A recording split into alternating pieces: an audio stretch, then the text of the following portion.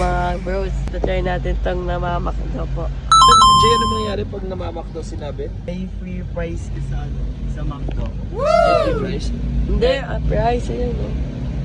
May magical and Eh, ano yung sinasabi mo kanina? Try mo kaya. Hi, good evening po. Take ko na yung order nila. Ano mo na sasabihin? Ayan.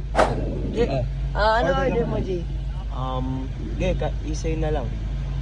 Dali, or doble mo na order mo.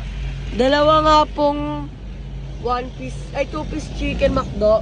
Dalawa? Sorry sir, not available pa po kami sa chicken. Ouch. So, ano lang? 2-piece mushroom na lang na pepper steak.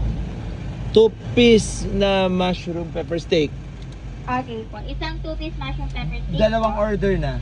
Dalawang 2-piece mushroom. Solo lang parehas sir. Tsaka chicken sandwich. Saka chicken sandwich. Sabihin mo na yung mama. Ganun mo sabi. Solo lang yan. Nakart lang lahat. Okay, may additional pa. Namamakdo po. Ano ba yun?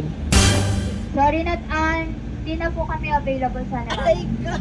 Okay, so yun lang. Oo, sige.